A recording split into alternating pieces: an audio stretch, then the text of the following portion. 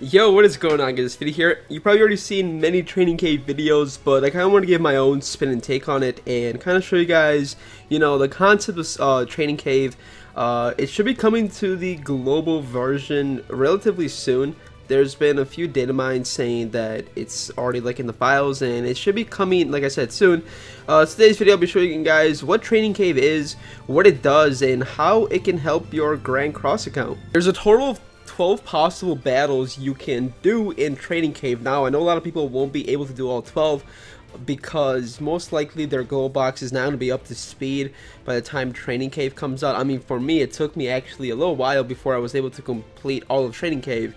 So the basic concept of Training Cave is to use and utilize every single unit you currently have in your box. So the more units you have leveled up, right, to level 75, I'm not sure if Global will have level 80 by the time Training Cave is out, but the more units you have maxed out with stars and leveled up, the better it's going to be for you to be able to complete this event. Let me just go into one while I talk about Training Cave. I'm probably going to do a couple of my rounds. I've already done 2 of my rotations. I have 1 more rotations to go. Basically, you form a team with your characters in your box. You utilize basically every single unit. You guys see right here, I'm actually utilizing my rare units. Now, there's actually 4 difficulties for Training Cave. There's a level 1 crystal, level 2 crystal, and level 3 crystal. Level 1, it requires 60,000 combat class. Level 2 requires 75,000 combat class. And level 3 requires 90,000 combat class. That's just how powerful the opponent is. And obviously, level 4 is yourself, because you fight yourself in Training Cave. So once you beat, or once you unlock, I should say, the gold crystal, once you get the gold crystal to 100%, you fight one of the teams you used in your previous battles to get that crystal to 100%. So the strategy to this is, right, do not use all your best units right away, so you don't end up fighting yourself with your best units. Because once you unlock the crystal to 100%, which is the gold crystal, this is where it becomes, challenging, because depending on what teams you used previously, you kind of want to form a team of your own characters that can beat your own team. Obviously, I'll be showing you guys all that in this video, and that's the whole concept. You don't want to make teams that are too powerful. Let's just say you don't want to make your team be like Escanor, Meliodas, Gowther on the same team they used to fight one of these bosses, and then end up with the short stick in your hand and you not being able to beat your team at the end. So you kind of want to use your crappier units at the beginning to fight some of these bosses, so you don't end up fighting the strongest units you possibly have. Now, when it comes down to strategies for some of these bosses, obviously each one has a weakness.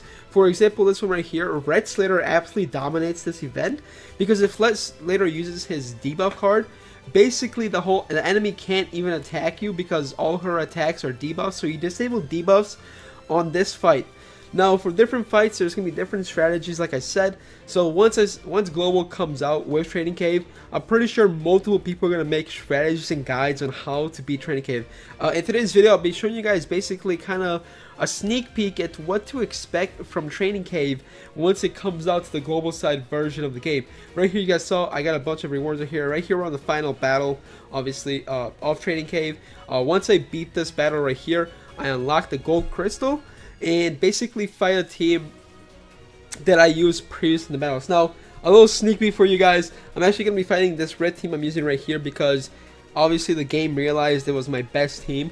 So after I'm done with this fight right here, I'm going to have to form a team that basically can counter this team. You kind of want to use a mono team going into these fights, so then you can kind of counter it with another mono team.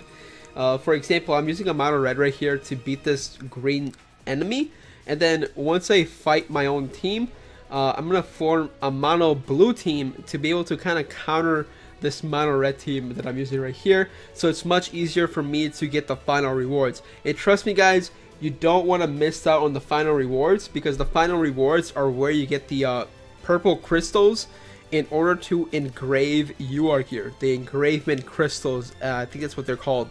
So make sure, like I said, to kind of conserve your best units for the fight against yourself, and then use the shittier units, like I said, on the boss fights. Well, you guys are Speedy, you're using great units here. What do you mean? Well, obviously JP is a little more ahead, and I have better units than this in my box that, you know, I can utilize. But for global, since there's not a lot of units out right now, it's gonna be relatively difficult for you to do it. Like I said, don't stress over it, man.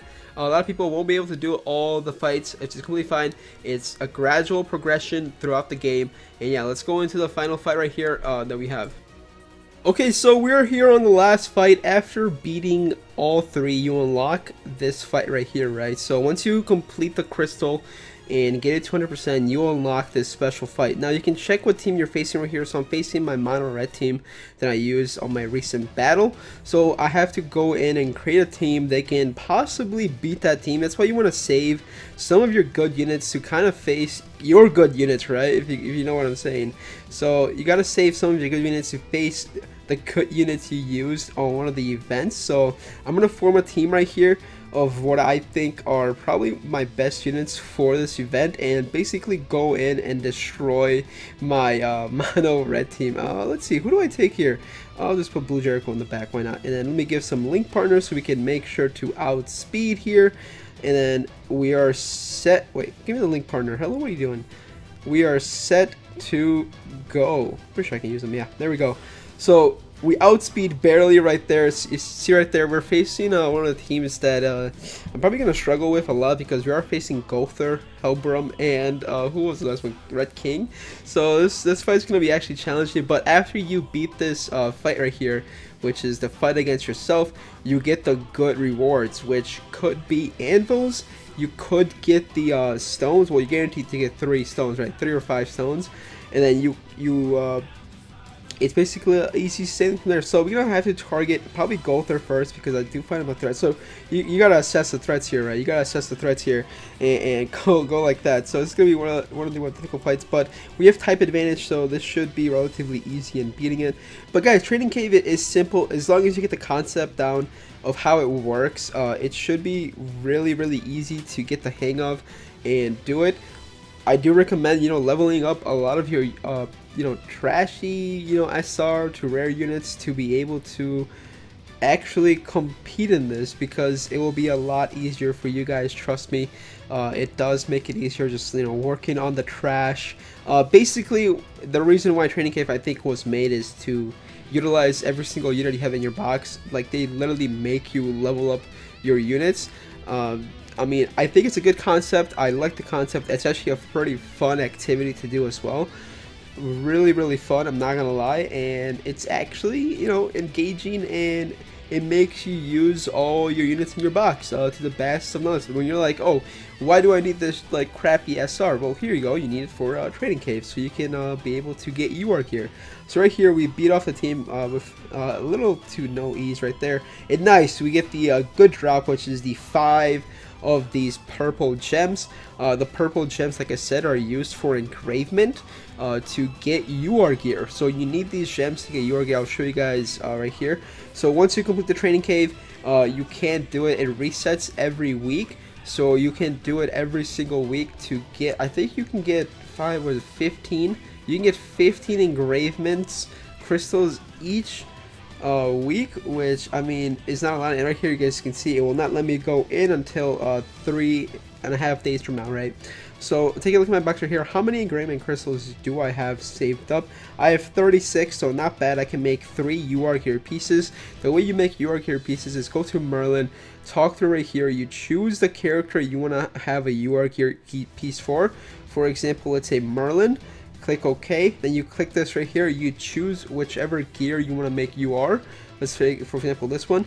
You need one of those 6-star crystals, and you need the 10 purple crystals. The way you get those 6-star crystals, once like I said, once your gear is out, you will go to King.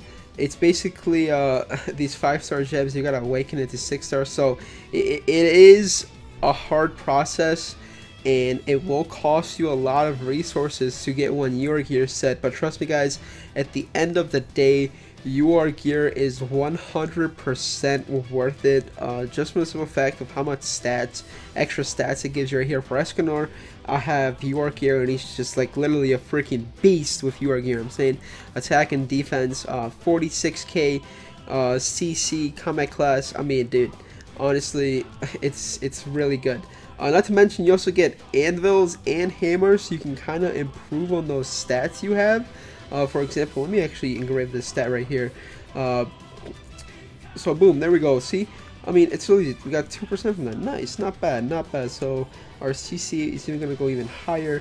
So yeah, that's pretty much, man. That's pretty much Training Cave in its prime. Just do it. Make sure you have your whole, you know, box leveled up, so it makes it a lot easier for you guys. I believe once Training Cave on Global comes out, there's gonna be guides on what units to bring for specific Training Cave fights. So once that is out, I'll already make a video on that. I'm pretty sure a lot of people are gonna cover what units to bring on what events once it's actually out. But I kind of want to give you guys a little sneak peek of Training Cave and what to expect once it comes out on Global. Like I said, it shouldn't be anything too difficult. It shouldn't be anything you guys can't handle. Relatively easy. And then, yeah. So, UR gear and Training Cave should be coming to Global relatively soon. I'm expecting in the next... I think maybe within this month, actually. So, yeah. Alright, thank you guys so much for watching. Do me a favor, drop a like, subscribe, and I'll catch you guys in the next one.